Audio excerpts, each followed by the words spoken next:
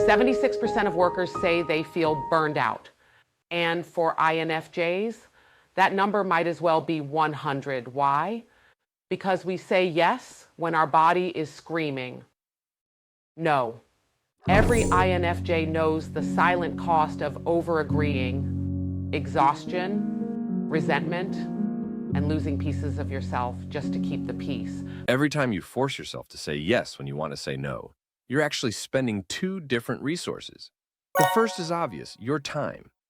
But the second is something scientists call emotional bandwidth. Here's what that means in real life.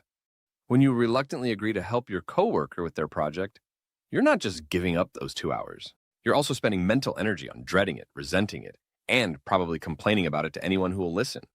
Think about that for a moment. You're not just losing the time, you're losing the mental peace before it, during it, and sometimes even after it. But here's where it gets really interesting. Your brain actually keeps a running tab of these reluctant yeses. And just like a credit card bill, eventually that tab comes due. The payment, burnout, resentment, and the slow erosion of your relationships. But here's the truth. Saying no doesn't make you cruel. It makes you clear, and clear is kind. If you're new here, INFJ stands for introverted, intuitive, feeling, and judging. We're the rare 1 to 2% of the population who see patterns no one else does, feel emotions too deeply, and often struggle with boundaries, which is exactly why today we're breaking down the INFJ no dilemma and how to finally solve it. Here's what we're about to cover. First, the hidden emotional cost of saying yes and why INFJs pay the heaviest price. Then, the myth that saying no is cruel and why it's actually the kindest thing you can do. We'll break down the INFJ function stack and show you exactly why boundaries feel so impossible. After that, I'll give you real scripts you can start using today, word for word, phrases that are polite but firm. And finally, we'll reframe no as one of the most powerful tools for protecting your energy and aligning with your true mission. Stick with me to the end, because that last section will completely change how you see every no you give from this day forward. Part 1, the emotional cost of saying yes. Let's be real. Every yes comes with a hidden bill. You pay it later in burnout, resentment, or self-betrayal. Psychologists have found that chronic people-pleasing predicts higher stress, anxiety, and even depression. Every time you say yes when you want to say no, you're actually being dishonest twice. First, you're lying to yourself about your capacity. And second, you're lying to the other person about your enthusiasm. Think about that. Is it really kinder to say yes resentfully than to say no respectfully? And when INFJs overcommit, it's not just your calendar that suffers, it's your identity. Question for you. When was the last time you said yes out of guilt and paid for it in silence later? Drop it in the comments. I promise you're not alone. Part 2, the myth of hurting people.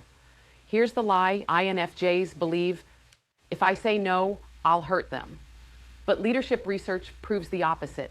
Brené Brown said it best. Clear is kind, unclear is unkind. Dodging the truth to protect someone's feelings often hurts them. And you, more in the long run. And studies on assertiveness show it reduces stress, lowers depression, and improves relationships, because honesty builds trust. So next time you feel the guilt rise up, remember, saying no might sting for a second, but saying yes when you mean no poisons the relationship slowly. If this is hitting home, pause right now. Subscribe, like, and share this video with another INFJ you know. The more of us who learn this, the less burned out our community will be. Part 3, the INFJ function stack and boundaries. Let's break down why saying no feels so hard through our cognitive functions. Fee, extroverted feeling. Wants harmony, hates disappointing people. Nye, introverted intuition.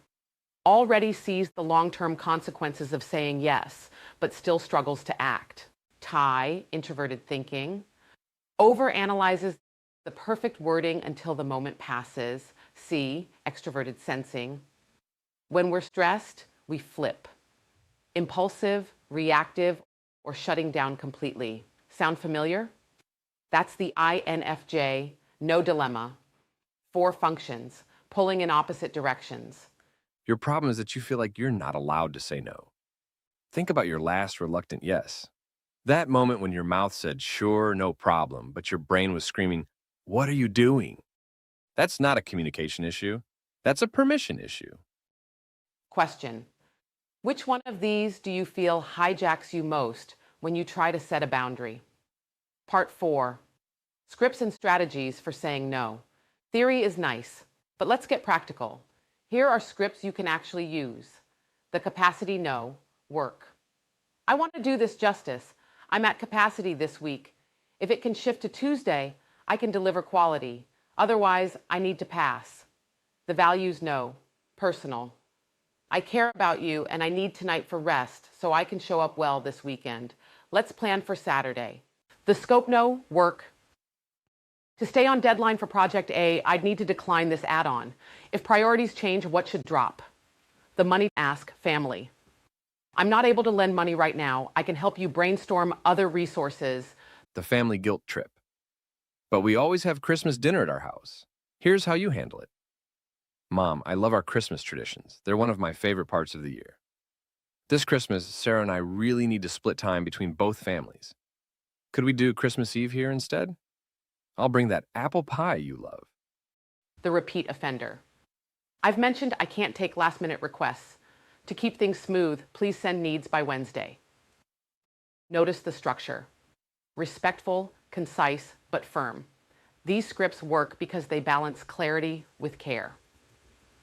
Here's your new emergency response framework. First, the pause.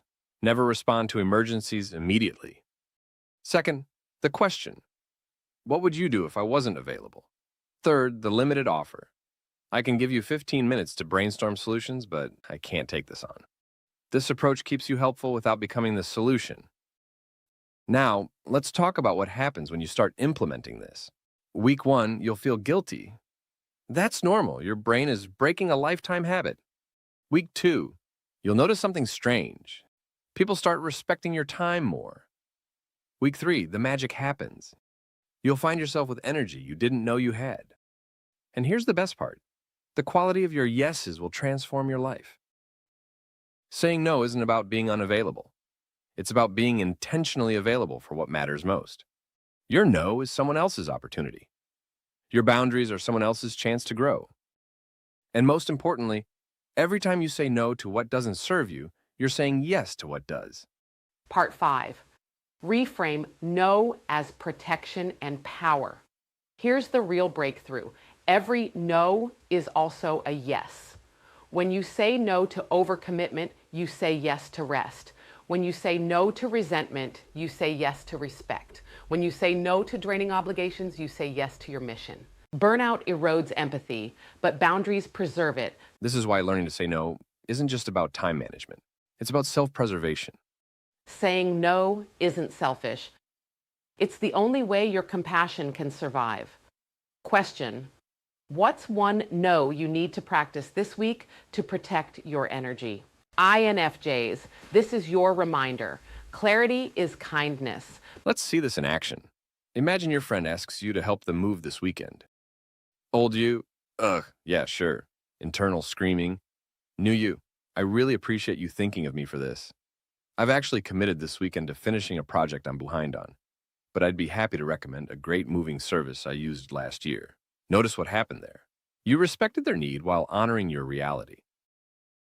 Boundaries are love, and saying no is not rejection. It's redirection. If this spoke to you, hit subscribe, like, and especially share this video.